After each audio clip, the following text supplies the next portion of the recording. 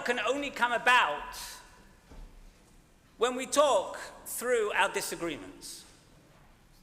If everybody agrees, then there's nothing to talk about. And if we refuse to discuss our differences, then it's game over. So I ask you, at least, to hear me through and to the end. And then, if anybody wants to meet with me after yonder to talk about it, I'm always here for you. We are all well aware of the issues and the dangers that confront us as Jews, as Canadians, and as a society. But our being here today calls us to not only be cognizant of these issues and dangers, but to try to do something about them. And it starts with having the courage to voice and demonstrate our continuing commitment to Israel and to combat the scourge of antisemitism. I'm going to start off with Israel. It's a good place to start. Now, you might be wondering, why am I even talking about our commitment to Israel? Of course, I support Israel. But the truth is that having that commitment to Israel is not as steadfast as it once was.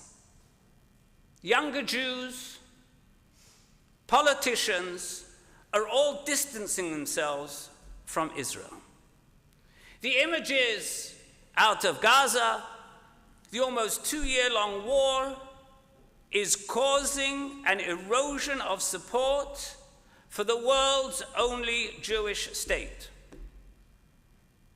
And so today, it's important for us to understand the continued importance of Israel and to reaffirm, as a part of our efforts of doing teshuvah, our steadfast commitment for security and future. And we do so by exhibiting the courage to support Israel even when it's complicated and difficult to do so. I'm not talking about a blind support. We must acknowledge and defend Zionism as our national liberation movement. And we need to demonstrate the courage to stand up against antisemitism and Jew hatred wherever and whenever we encounter it. These are not abstract theological concepts, but rather they are practical, everyday challenges that each of us face as we confront our Jewish lives in a world that ranges from wanting to have nothing to do with us, wishing we'd just disappear, and to actively and violently making us disappear. I want to begin with what should be the simplest thing in the world, yet has become increasingly complicated. I want to be clear from the outset. Supporting Israel does not mean agreeing with every policy decision made by any particular Israeli government.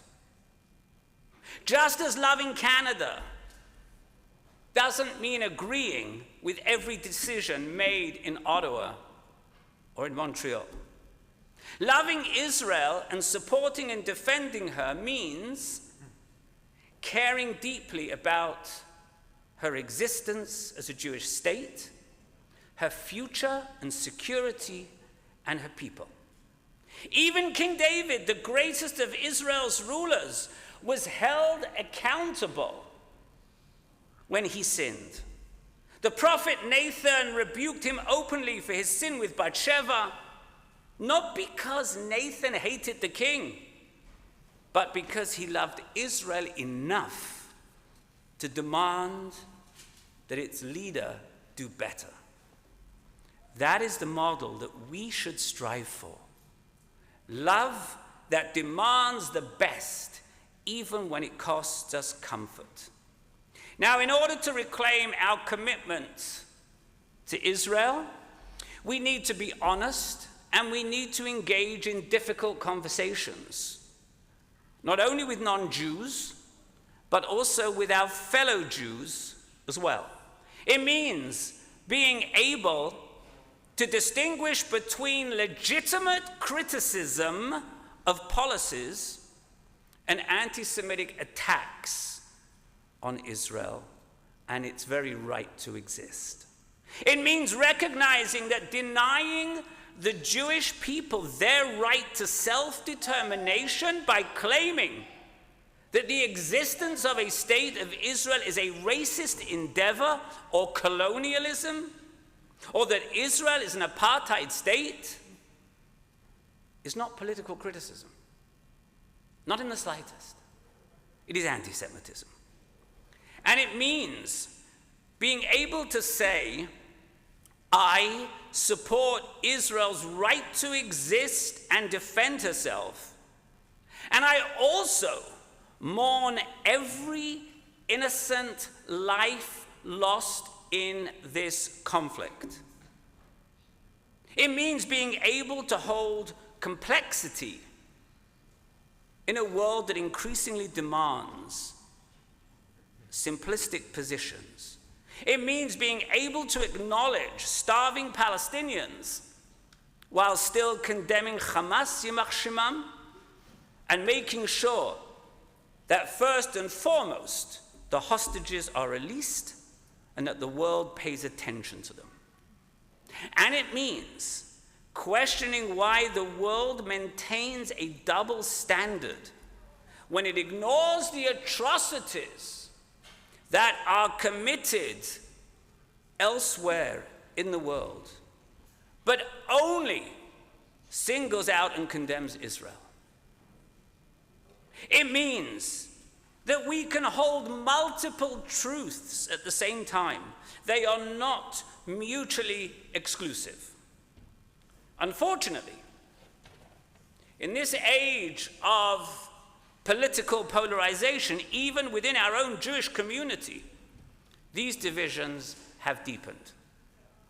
Some call for unwavering support of Israel, while others critique her actions. Some even rejecting Zionism itself. There are those, like Tzedek Chicago, who frame Israel as a colonial project, and others who declare that Israel's very existence is the fulfillment of a sacred covenant. These tensions test our relationships, our unity, and our identity. But we are not the first generation to struggle with difference. The disciples of Hillel and Shammai disagreed passionately, but they married into each other's families and built a shared future.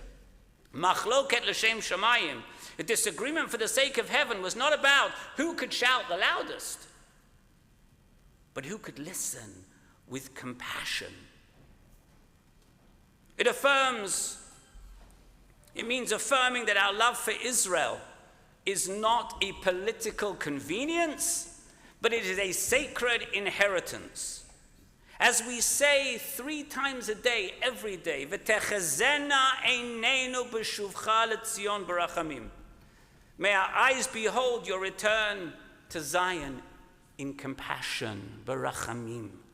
Our connection to Eretz Yisrael is ancient, it's spiritual, it's covenantal. It pulses through our prayers, our songs, our sacred texts.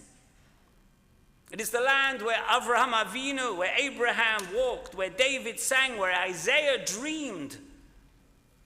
It is our spiritual heartbeat. And yet, as Rabbi Sharon Bruce, the senior rabbi of Ikar, a Jewish congregation in Los Angeles, teaches us, we can love Israel fiercely while holding space for grief for both Israeli and Palestinian suffering. And as the parents of Hirsch Goldberg Polin, Olav Shalom, so wisely said, in the competition of pain, there are no winners. I want to share with you some ways in which people are reaffirming their support for Israel while at the same time supporting humanitarian efforts. Eliyav is an Israeli reservist who fought in Gaza during Operation Protective Edge. When the fighting ended, Eliyav couldn't shake the memory of a young Gazan boy he saw terrified and alone. Months later, he began volunteering with an organization that brings Gazan children to Israel for life-saving medical treatments. Eliav's friends were outraged. They accused him of being naive. And he told them, if defending Israel means forgetting the humanity of others, then we have already lost what makes us Israel. His loyalty to his country was never in question. He simply refused to let war erase compassion. Then there's Leah. Leah, whose son was killed in a bus bombing in Jerusalem in 2002. Her grief was bottomless. Yet she joined a group called Parent Circle, where bereaved Israeli and Palestinian parents would get together and share their stories. Leah said, if my tears can help another mother in Gaza feel less alone, then I'm honoring my son's memory more than by hating forever. Rabbi Ari Friedman in Chicago led his congregation in raising funds for both Israeli bomb shelters and medical supplies for Gaza. Some congregants resisted. How can we help the other side? They shouted at him. And Rabbi Friedman answered, if we only protect our own, we are not protecting the covenant. Because the covenant demands justice for the stranger too. This is not weakness, it's moral courage. The ability to weep for our dead and also for those caught in the crossfires of injustice. To say both, we affirm Israel's right to exist in safety and dignity, and we ache for the innocent lives lost on all sides. This is the paradox of Jewish moral vision. Rooted in din, in justice, in rachamim, in compassion, forever in dialogue. And finally, when it seems that all we hear are voices critical of Israel and ignoring the plight of the hostages, I want to share with you the words of Bono, the lead singer of U2. He issued a statement that resonates with the spiritual tension that we feel. Bono wrote of the October 7 Hamas massacre, calling it evil, a diabolical trap aimed at destroying Israel and igniting global conflict. But he didn't stop there. He acknowledged that while Hamas committed horrors, Hamas is not the Palestinian people. A recognition that distinguishes system from citizens. Then came the difficult words, the very, very difficult words. Words that echo the prophets. He went on to say, we know Hamas are using starvation as a weapon in the war, but now too is Israel, and I feel revulsion for the moral failure. The government of Israel, led by Benjamin Netanyahu, deserves our categorical and unequivocal condemnation. These are his words. And he goes on to say, unlike the noise that surrounds us calling for Israel's destruction, these statements did not deny Israel's right to exist. Instead, they insisted that Israel hold itself to the highest moral standards. What did Bono do? Bono affirmed the two-state solution, solidarity with Palestinians, seeking peace and support for humanitarian relief, pledging donations to medical aid for Palestinians as well. Here is someone who loves Israel, who's demonstrated time and time again, but he was moved by its tragedies and yet refused to look away when injustice emerged. His words model what we must do today. Wake from uncertainty, speak the truth, and act with compassion. Sometimes we need others to remind us of who we are. And that's why Bono's words matter so much. He spoke not as an enemy of Israel, but as a friend, unwilling to let friendship mean silence. Now, of course, Bono is not alone. For example, you have Pastor Chris Edmonds, son of World War II hero Master Sergeant Roddy Edmonds, who saved 200 Jewish POWs by refusing to identify them to the Nazis. He's been outspoken in defending Israel's right to self-defense. But he also travels to Jordan, to the West Bank, to support humanitarian projects for Palestinians. He says, "My father taught me that faith means protecting life, every life, even when it's inconvenient. Yes, it is possible to recognize Israel's right to exist," he said. "And yes, it is possible to support starving Gazans. And yes, it is possible to be critical. All at the same time, as I said, these are not mutually exclusive positions to hold and cling on to." So, how can we reclaim this commitment to Israel? Here are a few ways. Number one, truly studying Israeli history and not just reading headlines or social media posts by people who know nothing about the conflict, yet give themselves the latitude to post all sorts of things. Learning about Israeli society beyond the conflict. Recognizing that Israel is not just a military outpost, but a thriving democracy where Arab citizens serve, as you well know, in the Knesset, in the High Court, where LGBTQ+ rights are protected, where scientific and technological innovations benefit everybody, not just Jews and Israelis. Along these lines, we also need to reaffirm our commitment to being Zionists.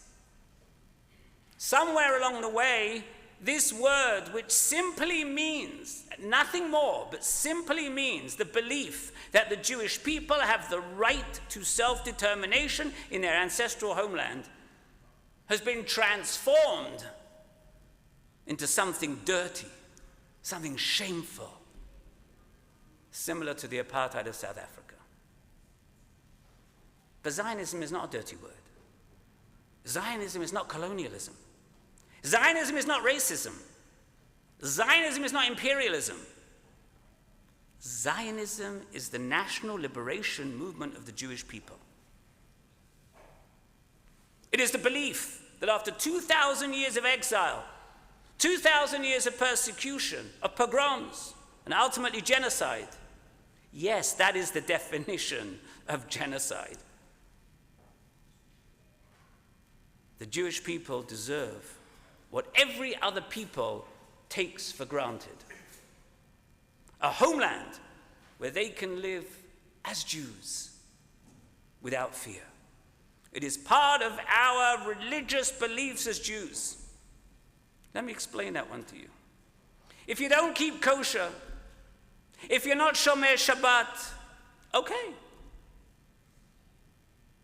But you must at least acknowledge that they are both integral parts, integral components of Judaism. Well, the same, if you have no inclination to ever visit Israel or think that it has no use for you, that's fine too. But unlike certain corners of the Jewish world, including some rabbis and synagogues, you cannot deny that Zionism is also an integral component of Judaism, as is believed by almost 90% of Jews. And remember that it was Theodor Herzl, the father of the modern Zionism, was not motivated by the desire to displace others. He was motivated by the Dreyfus Affair. And if you don't know what the Dreyfus Affair is, you should look it up. By the realization that even in the most enlightened societies, Jews would never be truly safe until they had a state of their own. How prophetic are his words today. Again, being a Zionist today means understanding that Zionism and support for Palestinian rights are not necessarily mutually exclusive. It means being able to say proudly, I am a Zionist because I believe in Jewish self-determination. I am a Zionist because I believe that never again means never again. It's not just some slogan. I am a Zionist because Israel represents the Jewish people's return to history as actors, not just as victims. In today's climate, when being a Jew, especially an unapologetically visible one, feels dangerous, simple living Jewishly is a courageous act. Wearing a Star of David, you're a hero. Lighting Shabbat candles in your dorm, standing up when somebody makes a vile comment. It shouldn't take courage, but it does. But our Jewish identities, which include supporting Israel, is not and should not be a burden, but a badge of honor. One thing more, the demonization and criticism of Israel has not only led to the erosion of its support, but has become an excuse for anti-Semitism. Anti-Semitism isn't just about the incidents that make the news. It's about the everyday microaggressions, the casual comments, the social media posts that spread ancient conspiracy theories and blood libels in modern-day packaging.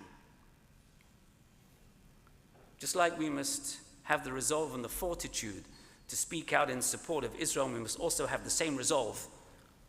The resolve to speak out when your book club discusses how Jews control the media, or to correct your neighbor who talks about Jewish money, or Jew you down. Influencing politics is what the Jews do. Got to correct these things. To explain to a co-worker why comparing vaccine mandates to the Holocaust is not just inaccurate but deeply offensive. When we look back at Jewish history, we see that we are survived not because we were the strongest or the most numerous, but because we had the continued commitment to remain Jewish even under the most difficult of circumstances. From the Maccabees who fought for righteous freedom against the odds of fighting the Greeks, to the Jews of Spain who chose exile over forced conversion, to the Warsaw Ghetto fighters who chose resistance over submission, to the founders of Israel who chose to build rather than merely survive. This commitment to our heritage has been the thread that connects all of the chapters of Jewish history. That commitment belongs to us now, and we must not shirk our responsibility to ensure that we remain strong as a people and united in our support for the state of Israel. I would be very remiss if I didn't speak about the hostages. I'm sure you've all seen the images, heard the excruciating stories from our released hostages. These testimonies have revealed not only the diabolical cruelty, the abuse that they endured and continue to endure, but also their extraordinary capacity for resilience, for hope, and courage in the face of unimaginable circumstances. And their willingness to publicly share their traumatic experiences demonstrates continued bravery as they work to help secure the freedom of those who remain captive. Or Levi is one such individual. Or Levi was chained, starved, and tortured for 492 days. Yet on the morning of his release, he asked for another hostage to go in his place. Naama, Daniela, Liri, Karina didn't want Agam to be left alone. So Liri offered to stay behind so she wouldn't have to. And you may be familiar with Emily Damari, the young British woman who was kidnapped, shot, and thrown into a Hamas tunnel. She lost 2 fingers, suffered a bullet wound in her leg. She lived for 471 days in tiny lice-infested cell, often with barely a pita a day to eat. She had no bed, no bathroom, no sun, no sky, no calendar. She was gay. She had to hide that from her Hamas captors. And yet, you know what Emily did? She turned survival into community. She organized lice competitions with fellow hostages. Yes, games among the captives to keep their spirits up. She created exercise routines in their underground cell. On those infrequent occasions when they got food, she would wait and made sure that the others ate before she did. She pleaded with the captors to release Keith Siegel instead of her. Emily said later, "I became someone who could calm people down. I did it because I had to, because others needed me to do so." Who among us, be honest, think about it, who among us would have the courage and the strength? And yet Emily, whose name comes from the Hebrew emunah, meaning faith, she lived it, literally and spiritually. Even after enduring the unimaginable conditions, and over a year apart from their families, these brave Israelis tried to trade their release to save fellow Jews. They should never have been in this unimaginable situation in the first place. But their courage is inspiring. It's not just courage, it's chesed. It's loving kindness. That's courage wrapped up in compassion. That's commitment to the state and the people of Israel that we need to follow. My friends, Rosh Hashanah is not a holiday of easy answers, even in the best of times. It is a holiday of mirrors. We stand before God and we ask, have I been truthful in my love? Have I allowed fear to shrink my compassion? Have I confessed loyalty with blind approval? When we pray, Avinu Malkeinu, our Father, our King, we are speaking to the one who holds both justice and mercy perfectly. God loves Israel unconditionally, yet even God calls on Israel to account. If we are indeed created b'tselem Elohim, in the image of God, then we too must love and critique, protect and challenge, comfort and demand better. But just as we never lose faith in God, we must never lose faith in Israel and its promise. That is why on this Rosh Hashanah in particular, we sound the shofar in 3 voices.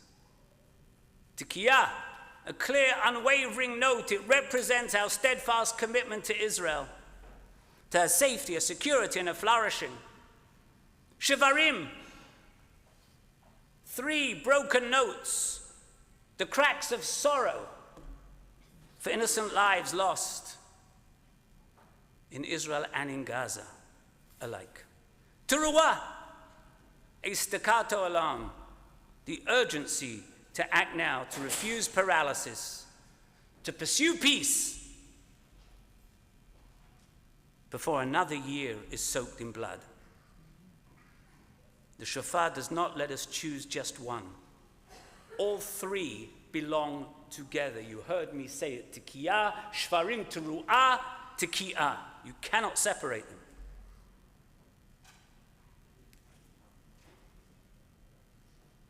The world constantly tells us that it is impossible to be both passionately pro-Israel and deeply compassionate towards Palestinians.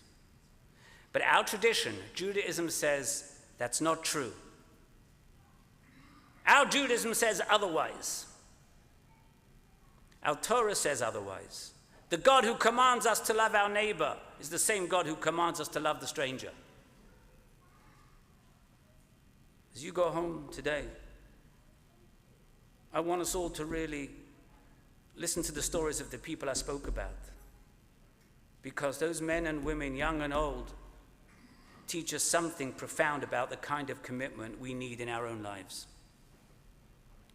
As the sound of the shofar still echoes in our ears, let us all here today pledge to be the kind of Jew who stands up for Israel rather than back down, who speaks out against antisemitism rather than stay silent, and who engages with all of the world, recognizes its faults, and acts to ease the suffering of all.